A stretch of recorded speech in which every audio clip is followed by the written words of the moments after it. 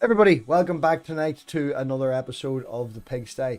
Tonight we have been joined by a new member of the community. We have been joined by OverProtected Atheist, or Tiffany, as I have been allowed to refer to her as. So, seeing Tiffany on Twitter, she was replying back to one of Ethan's tweets about starting channels and stuff. Noticed she'd only started a channel about a month ago, so you know what I'm like.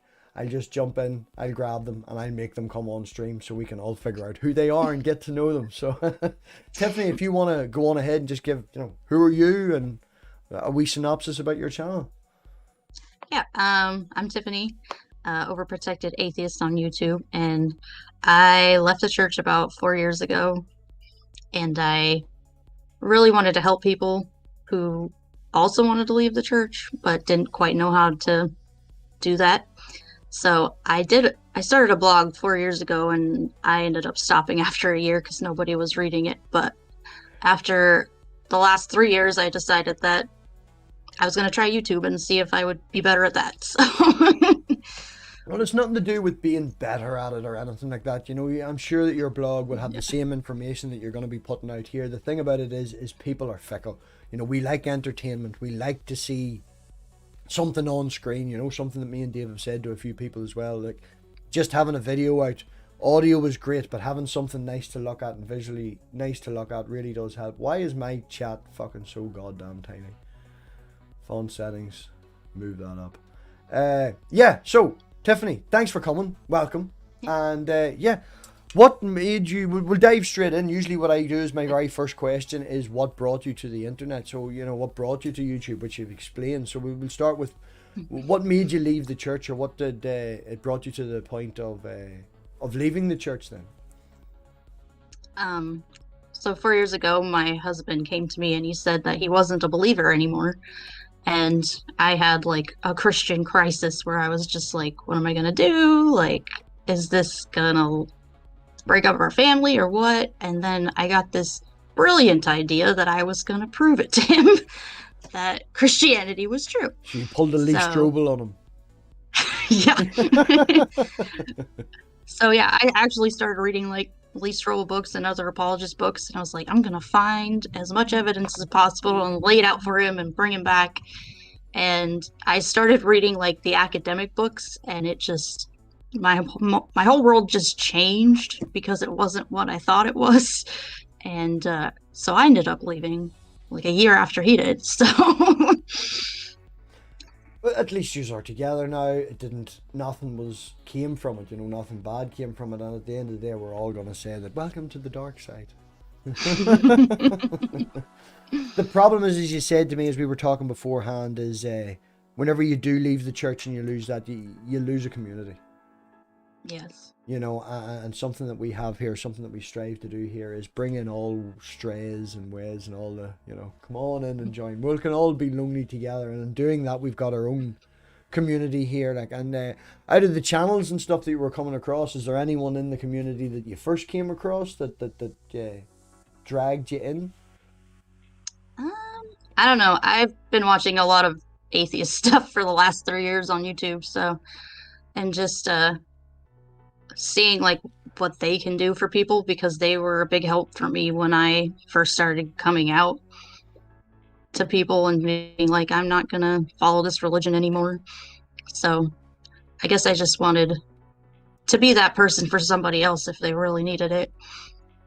Having a support, having someone there, yeah, and doing your good, doing your wee bit to help everyone out, like. Yeah.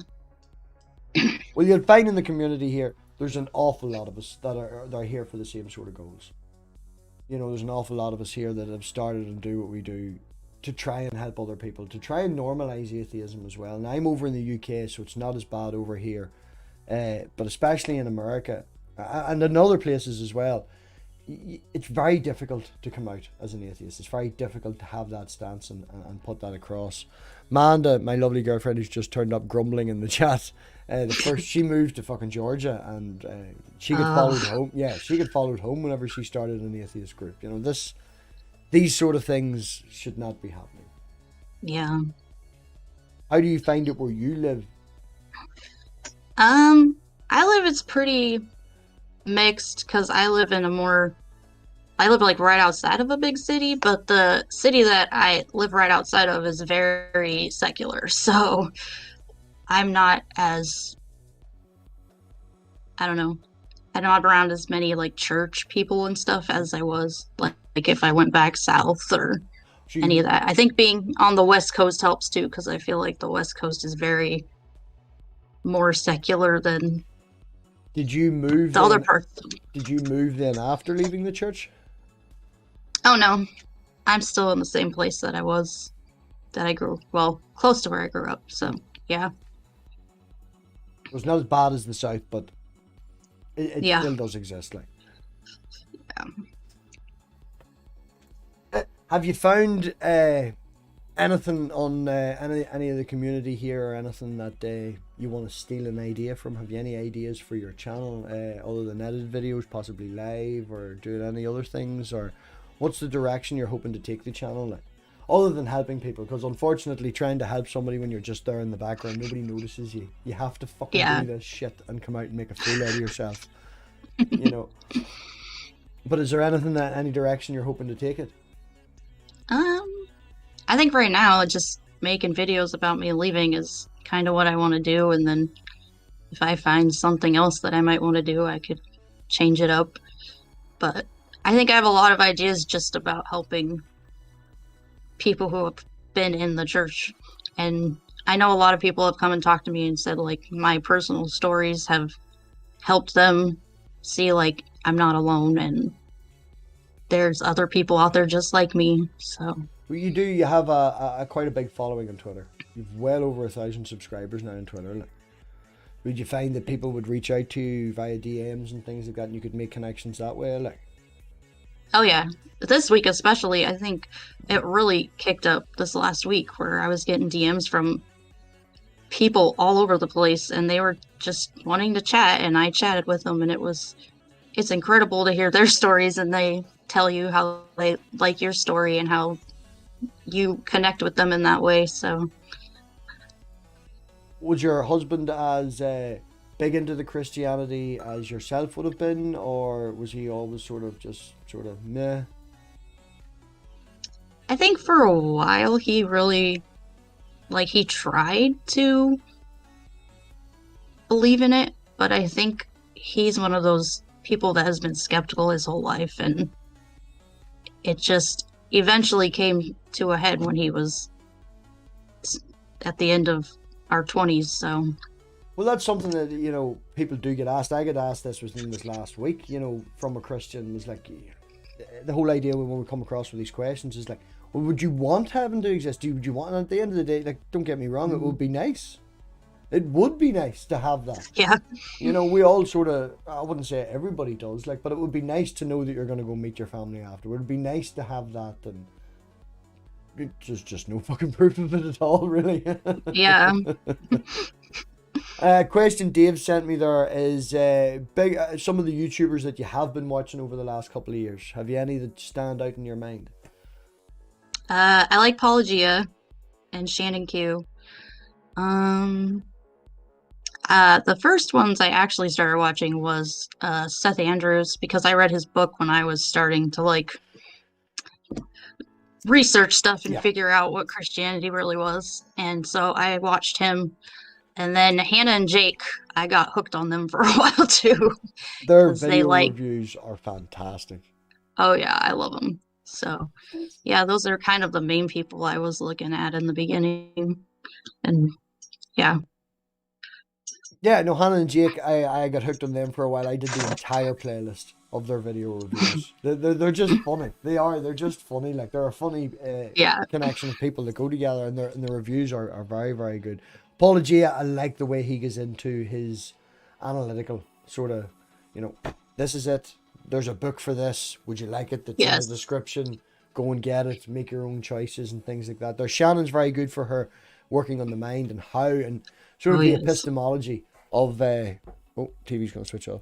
The epistemology of why we believe what we believe. Going down into the mind of it. That's something that we try to do here more so than anything, is get to why. It's not what, it's more down to the why. on your opinion of have you dealt with Christians online? Have you had many arguments online? Do you find that on Twitter? Not really. I've had a few people like post on my YouTube videos, but it's very vague and very like, I know this is true. So, and I'm not someone who likes to debate people, but yeah, I try to just be like, well, this is the evidence I have, and you got to find out for yourself. But I try not to fight people. Well, this may be an after effect, but there's a lot of people come here to shout and stuff, so they might come after you now. So you get some practice. You get some practice at it. Like, well, you wouldn't debate at all. You wouldn't have that. Or text format debating on Twitter is completely different than being in a format with somebody, actually face to face like this. You can feel very nervous, and it's hard to put across. What you're trying to say because you feel fucking nervous, like. And for anyone who doesn't know, like, this is Tiffany's first stream ever doing a live stream, so we do appreciate her coming on and letting us pop her cherry like this as well.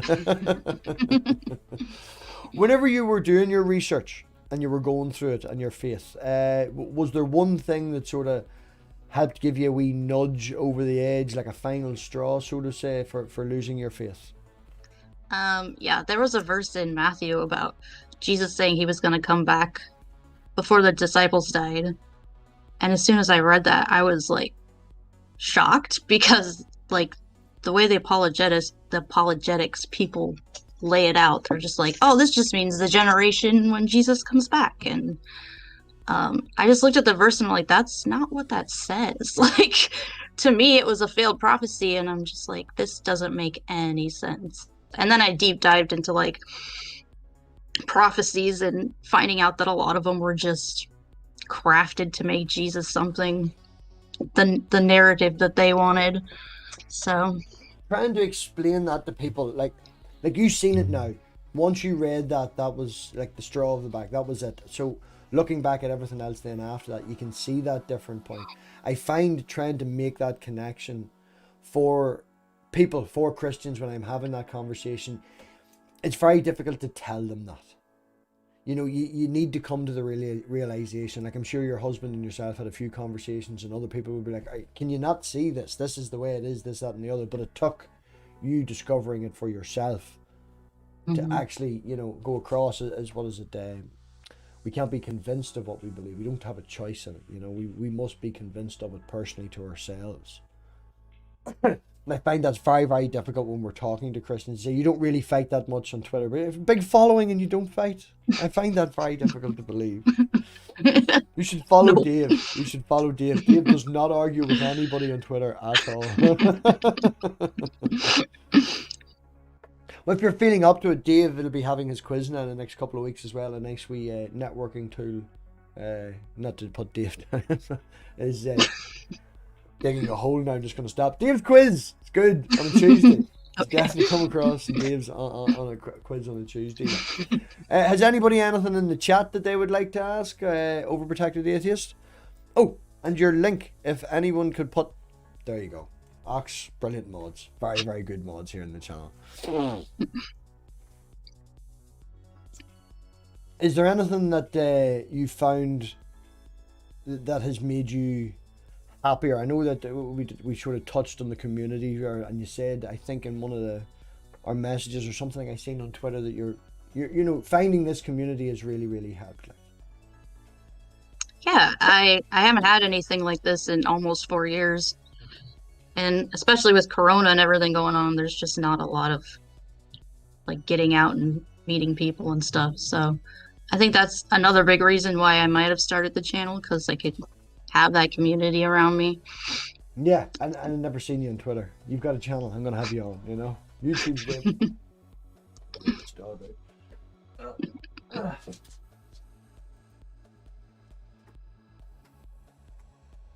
No, having a community and having friends about really, really does. It does help. I know, looking in the chat, there's at least 5 or 6 people in the chat that I would be absolutely lost without. Amanda and Dave especially, like. and having that community around, I find it a little strange, if I can say that, but this is just from my point of view, But watching all these content for 3 years, I can see that watching Paul G's stuff. He doesn't do many live, streams. It took me, I watched Aaron Ra for 10 years before I found the Non Sequitur show and realized there was an entire section of live to YouTube. Like, but did you just not come across the live, or just stuck to the edited videos, or? I just like it's easier for me to do the editing videos, because for me, like, I can find a quiet time and record everything and then go animate wherever I am at the time, because I have a family and stuff and I got other things to do. So it's mostly me just working around whatever else I have to do during the day. Oh, my name's lit up like mad in the chat here. I'm looking to see if there's any questions. No, I'm just getting abuse. That's all it is they generally just give people abuse.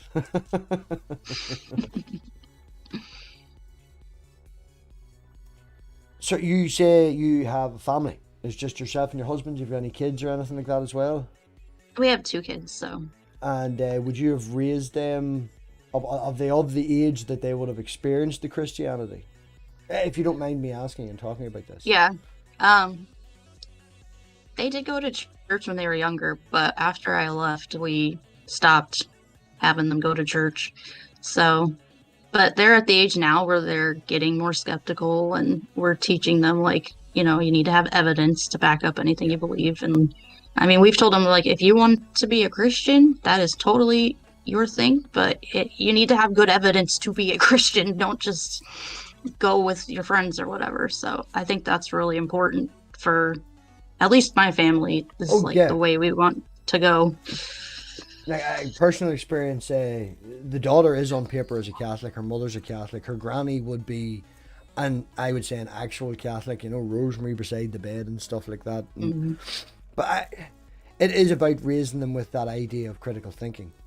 It's not teaching them what to think, it's teaching them how to think. Tusk, thank you very much for your insightful observation. But yeah, no, so they did go to church and they would remember it. Would you say that they would remember it? The oldest one, maybe. I don't know if the youngest would, because he was pretty young. So, but me and their dad both talked to him about religion and stuff. It's not like we keep anything secret. And they know, like, all of our extended family is all Christian, so, like, they have questions and stuff sometimes, and we just talk through it.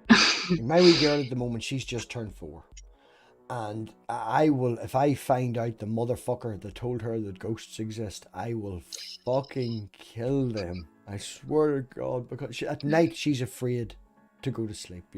I was reading her a story on Saturday night, and she sat up in bed, and I was like, what are you, and she was like, I heard a noise, I'm looking to see if there's any ghosts. And I was like, that's Eddie next door, honey, laughing. Just lie down in bed, it's fine. She's wondering where the ghosts are, and the point I'm trying to get to is, with someone who had a younger age going to the church, it sort of lays these ideas of magic and the ideas of the supernatural in their mind. I find it's, as much as I tell Elena ghosts don't exist, she's still convinced that ghosts exist, Agnostic Pagan Mum suggested to Microraptor, thank you very much. 59 sec, I'm not sure what that's, but appreciate it. Dreamcatcher. Sort of a non-invasive sort of idea of running with it to a point where it gives her security. Bad dreams and ghosts and things like that, they can be caught up in the dream catcher and sort of run with it to a point. But it's hard now, because that has been put there. That idea, that seed has been put in her mind of the supernatural, and I'm not going to lie, after like the 3rd or 4th time, it's like, would you just, there's no ghosts. Just stop. There's no ghosts. And as much as you try, she still isn't going to get that until she realizes it herself. So the idea is to run with the dream catcher. Do you see any sort of influence with your kids or anything like that? Do they have an idea of the supernatural? Kids more so would be open to that, like. No, I think we talk. I think because we have such good dialogue and communication, that they're just like, yeah, these things aren't real. They're just fake, like on TV or in a book. I find now with Elena, she's done real well on death. I wouldn't go so far as saying that she's been very lucky to experience it, but you know, she's been around. My auntie has passed away, you know, since she was born in and around the age of 3. I'm not shouting out Crafty 'cause she's just insulting me, but I'll say thank you. Sorry, yeah, with death, you know, and even so now with moths, Dave, thank you. With like wee moths and things like that, she recognizes what death is. You know, she knows that they're gone and that's it. So I'm quite happy with that sort of stage. Obviously, when she gets older, things will change probably, but you know, on that sort of stage with life, she does understand what death is and moving on. And I've never mentioned heaven or anything like that. Tell her they're just gone. They're just gone, and she sort of caught that. If we could fucking apply that to the damn ghosts now, I would be.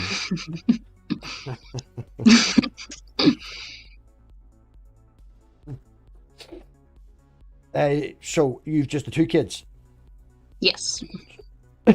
And no Christian school? No, you didn't send them to a Christian school? We actually did the first couple of years because they were in it for a little bit when I was still a Christian, and then we decided just let them go for 1 more year, and then but now they're in public school. So do you find a difference, like for, you know, looking back at it now?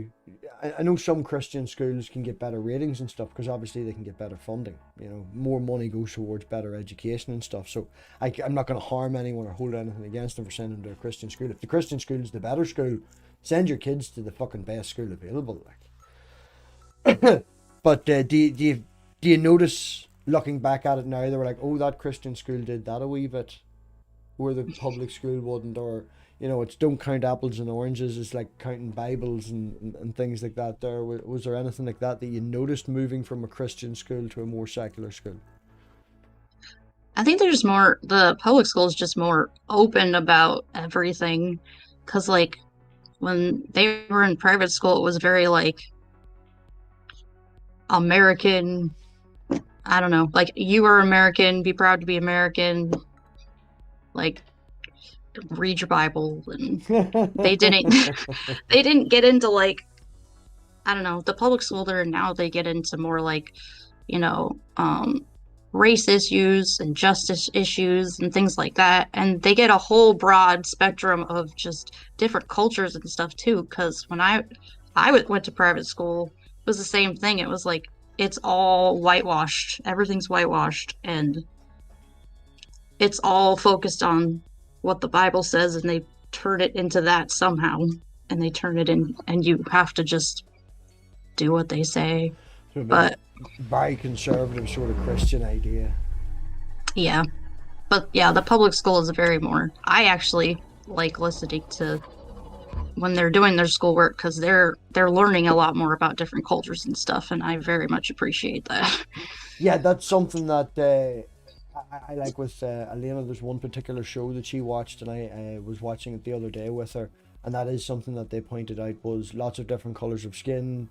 Everybody's the same. They went through different languages and how they say hello in different languages as well. It was like, look, everybody's the same. They just sound different. They look different, but we're all the same. Makes no difference. Yeah. Like, I think that's something moving forward as another parent, something that we definitely need to instill in our kids is an acceptance. You know, it's something that I found, especially, you know, growing up in I was an 80s kid, growing up in the 90s and stuff like that, but going even further back, the acceptance, the knowing that everybody is the same. My granny, even going back 2 generations, 2 Christmases ago, we bought her a doll for Christmas. We took her to Smith's, and it was like, here, walk down, pick a doll. She picked one, that's what she's getting for Christmas. And we opened it up at Christmas, and my granny was like, why did you buy her a black doll?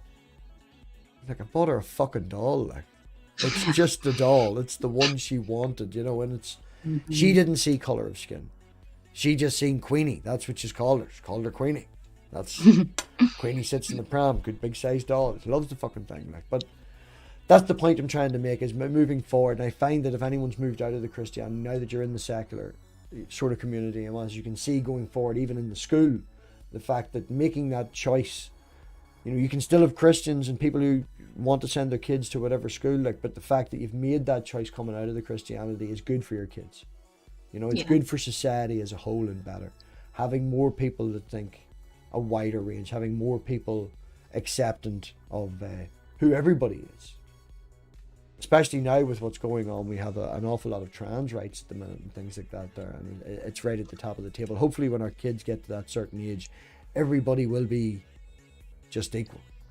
But at the minute, it's something that we have to fight for. And religion, again, stops that. You have the Bible saying, can't do this, can't do that. Oh, you did this, you're a fucking bad man, you're a bad girl, can't do that. More people that we can meet, more people that we can get together. Being one voice in a small church community, or even just in a small community. You've got your husband, you've got your kids and stuff, but as you said, meeting, reaching out, it's not just the social nature, it's what we can actually achieve. You know, as one voice. You're now another person on the West Coast that we have. We've got up to 3 or 4 people now over there. You know, we haven't got enough to swing boats or anything yet, but it's about making connections. You know, and hopefully after the COVID's over, you meet a few people. You never know, someone could be a half hour up the road going for a cup of coffee and being able to sit there and laugh at the MAGA hat cunt over in the corner wearing the Jesus Loves You t-shirt. You know, having that connection, having that fun, having just that, definitely worth something. Definitely worth something. Is there anything that you would like to say? I realise that you're awful nervous. I realise you're awful nervous. First live stream. Would you be up for an after party afterwards? Would you like to talk to anyone afterwards in a wider group? You're going to turn tail and run. We have a few people. I'm only asking because there's a few people, and we would do an after party. A few people would like to come in, maybe chat and have a wee question and talk and stuff. But if you're up for you, something you can think about. Like. But is there anything? Have you thought of a tagline yet? You know, and I know that's an awful lot of pressure. It took me a full year to come up with a fucking tagline for my channel. But is there anything you would find yourself always thinking or always saying to the kids, or, you know, something that you would reference back to? Is there, like, have you ever bumped into a Christian person and they've said bless you when you've sneezed or something, and in your mind you're thinking, you know, there's this thing that always keeps you an atheist, so to speak?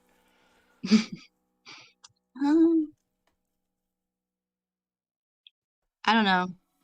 I think it's weird because, like, we're kind of the black sheep of our family, so we're very much doing this from scratch, basically, because we both went to private Christian school and both raised in very Christian households. So it's interesting to be the one family in your family that just goes their own way and does their own thing. Yeah. It can seclude you. As I say, the mother of the child, her side of the family is very Catholic. They're from down, as the girlfriend would say, I'm in pretend Ireland. You know, they're in real Ireland, but they're very Catholic. And I've came to blows with her great aunt, and she's like, oh well, she must have a lovely dress and she must come to the blessing of the graves and this, that, and the other. And it's like, no, fuck off, big row, don't care. My fucking daughter. None of that shit needs to be going involved. So from a certain point, it doesn't happen all the time, but I can understand, like, you're all having a barbecue or something like that, and it's like, let's all pray. Oh yeah. Yeah. Yeah. Ask to pray next time. Rub-a-dub-dub, thanks for the grub, and just fucking munch. They can't say anything. You prayed, you know, you did your bit. But you find that does happen. You have family gatherings where there would be Christian orientated conversation and Christian orientated, like, not themes or anything like that. It's sort of an overarching, always there theme if you're in a Christian family. Oh yeah. We live real close to my in-laws, and they are very, like, into Christianity, and they are very just, like, determined to get us back, and they've tried, and it's not gonna happen. Like, but it's like they think we're just going through a phase or something, and it's not. Eventually we'll come back, but well, 4 years is still, it's a decent amount of time, you know, to be thinking about that. I can understand if it's 6 months, and I have met people in the community who have come in as Christians, who have ended up as atheists. I think one particular person had a wee stop off as a Buddhist and then went back to Christianity again, and they're happier now. You know, and as long as the person's happy and they're not out and they're not preaching, and, you know, that's fine, do your own thing. Like, people come to the channel, and if Spartan's about, I don't know if Spartan's going to talk to me. I had a wee row with him on Twitter today because I was bored in my lunch. But, yeah. Oh, and we've got Catholic Traditionalist.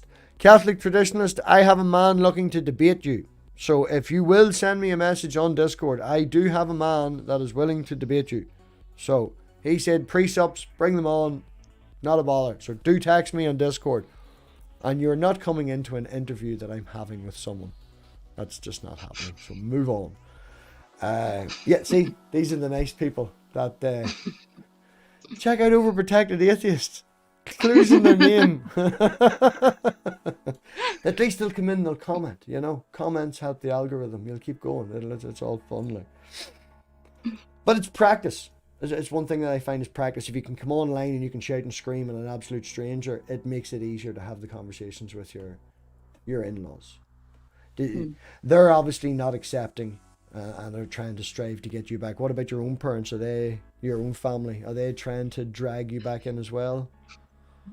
They're not as much, but they all live like my mom lives 3 hours away, and I don't have very much communication with her. So, but my siblings are all close, and we just hang out, and they know who I am, and they're like, live your life, do what you want. Like, they're definitely much more accepting. Yeah. They don't happen to live close by. You can go to their house for barbecues instead. No. They actually live pretty close. It's nice. Better, yeah, go there for barbecues more often. They used to live like an hour and a half away. So, but they moved closer to me. So. Well, poor Granny, I don't know if she was still in the chat now. As I mentioned to you before stream, she is a Christian. I call her a spiritual Christian, and then I wind her up and tell her the only reason she's a Christian because she's afraid of hell. But we've had the conversation, and we have that banter that we can go back and forth with each other. You know, she has been accepting of me. I'm nearly 40 now. I've been out of the faith since 11 or 12. You know, but it's always just been something on my mind. You know, always something wanted to talk about. And I remember being in the house one time, and my mate questioning me and this, that, and the other, who I think is still a Christian. I think he's maybe a pantheist now. He doesn't know. He doesn't have a clue. And him asking me a question, and my mother just walking in and turning around and walking straight back out again. And he was like, "What?" And she was like, "He knows the Bible better than you. Just give up. Just give up. Walk away."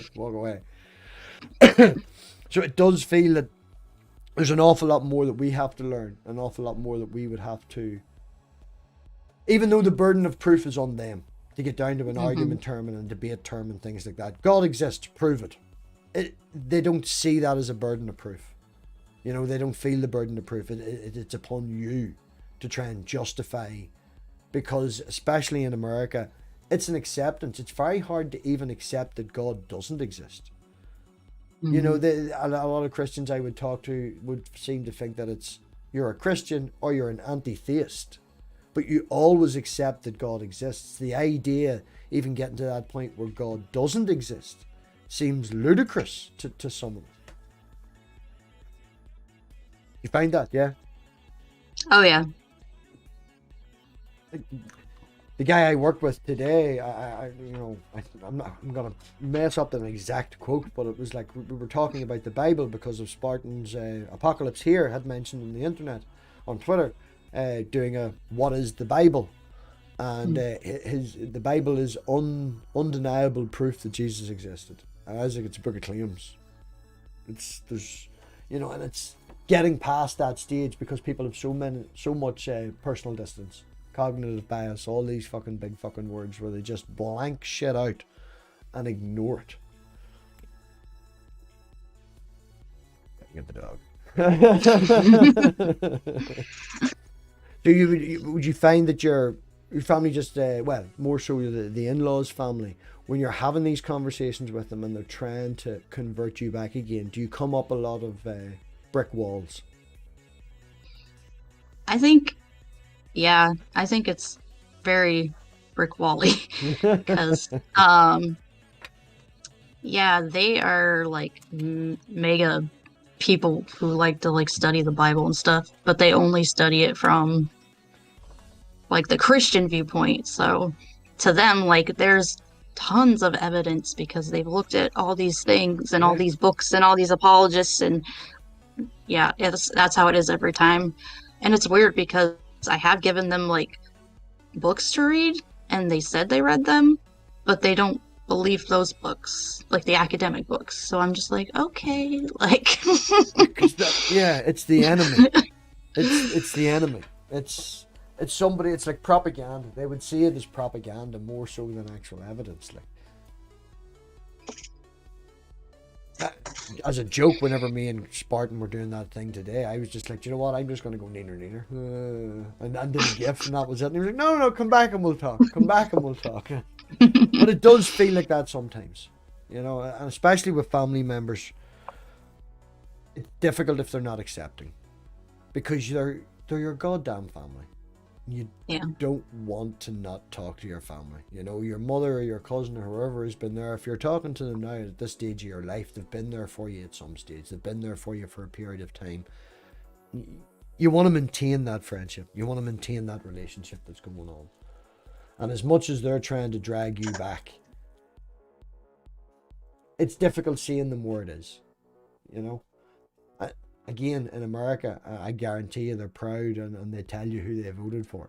You know, and we were voting for this guy because he's pro-life. Yeah, and all this. And having to deal with that can be very, very difficult.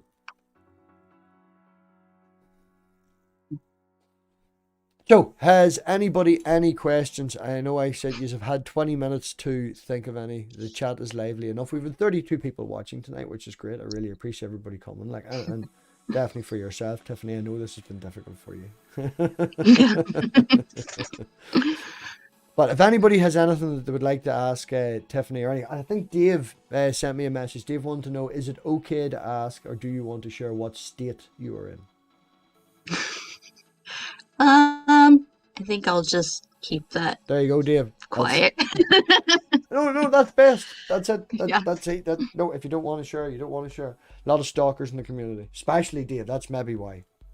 You know, you need to watch. Don't get sick. He'll send you fucking ball gags and things like that in the post to make you feel better. It's, you know, he's insanely.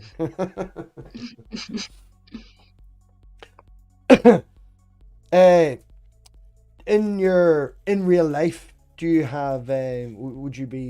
Would you consider yourself an activist? Would you go out of your way to have these conversations, or do you limit yourself to just Twitter and YouTube, other than your family members? I mean. I don't know if I'd go out of my way. I think when I have better like grasp on what I believe, I'm not great at articulating things, so No, that's fine. That's fine. That's fine. It's better. Big words are not necessary. We find here lots of tangents and lots of stories. And if anyone hasn't seen, I was on Christopher Mooch's channel there yesterday, and they were talking about that. And I can't remember the fucking name of the descriptor that Vox used for it, but it's very, very good about finding out who the person is. Because as human to a human, if I said to you, give me a list of things that you are, you'll give me that list, and it's a fucking list of words, you know, talking to you, which is why we do this, you know, talking to you, getting the stories, getting that wee bit of a past here, getting that, you know, even just the way you come across and the way you talk and things like that. Everybody has their own personal mannerisms and things, and they give away, so to speak, who we are. And I find talking to people and having the conversations is better than just, here, are you an atheist? This is a list. You're a humanist, an atheist, you know, socialist, or whatever the fuck. These are all just labels. yeah. Philosophy is fun and boring as shit all at the same time. Like, it's something that can help ground down to where the foundation of what you believe in. You know, if you're finding a hard time trying to describe what you're feeling, because you know this, because I would say, rather than say you say it's hard to articulate, but I know if I said to you, if this situation happened, what would you do? and you'd be able to answer that from your own, you know, heart, so to speak, your own, because you know what you would do in that situation. But if someone said to you, like, who are you or what are you, it's very, very hard to put in, because it's like, if I say I'm this, I might get another label. If I say I'm this, that this comes with this baggage, and I wouldn't do that, you know, and it sort of all overlaps. And I think just talking and finding out who the person is definitely the best way to do it. Like, this is why you're here in the Lion's Den. Yep. Well, I think we've been going now, what, 45 minutes or so, and it is your first stream, so I'll not over push you too much. We'll not give you too much stress. We'll do one last shout out for questions into the chat if anyone wants to ask anything. And Tiffany, I just want to say thank you. I know that this has been nerve-wracking for you. I know that it's your first stream and stuff. She's only just started a month, people. If Ox could post her link again in the chat, all her descriptions, or all her bits and bobs, are in the description. She's also Teespring. She already did a competition. She's giving away free shit. I haven't even given away free shit yet. She gave away a free mug today. So at least watching, you'll get yourself something, you know, get involved. And it's a good, no, I like that. I thought that was a good way to get interaction. Good way to get people in. And it's a mug, you know. Everybody loves a mug. Yeah. Cup of tea, Yes. cup of coffee. T-shirts are difficult. Not everybody's the same size. Everybody likes a mug of tea. I'll text you, Cider. I'll text you and let you know. Yeah. Well, other than that, again, Tiffany, thank you very much. Links are in the chat. Go and check her out. There's a good few videos, and get in now, because you could stint them, give her some view time, and get them all there watched before she starts doing all the big stuff. Tusk asks what the long-term goal of the channel is. I think we asked that. Just proves Tusk wasn't here at the start, doesn't it? Just wasn't watching. Yeah. Do you have a long-term goal? Do you? Just to help people sort of move forward? Yeah, that's just where I am right now. It's hard to do long-term when I've got a billion other things going on too. But yeah, one step at a time. And as I said at the start, and as I'll say it again, any help that you need on anything, even if it's just somebody to listen to. Here at the Pigsty, with lots of nice people in the chat. Some of them are funny. Find a name, send them a DM, you know. Everybody here is welcome to be friends, except Dave and Crafty. They just give me shit. That's what they do. But yeah, shout out to all the people who sent money in tonight. I really appreciate the super chats. It all does go towards helping out the channel. There's a few things I want to get for the channel, and a few other things I want to do, make the production a wee bit better, and make it easier for me. I like to be comfortable, you know. I don't want to fucking have to put too much effort in, you know. So shout out to the super chat, shout out to the patrons, the members, everybody that helps contribute to the channel. Shout out to Dave and Amanda as well, who are always there helping support me. And Tiffany, thank you very, very much for coming on again. Hopefully we'll see you back. We also do open mic nights on Thursdays, so if you ever want to come in and discuss politics, religion, maybe meet Untangelo, argue with the Christian, dip your feet in, you know, dip your toes in. It's fun sometimes. It's fun, you know. You're on the West Coast, buy a bag of weed. yeah, it's legal here. So. Right, exactly. So yeah, thank you very much, everybody, and where's my mouse? Don't forget, everybody, to think for yourselves. Bye.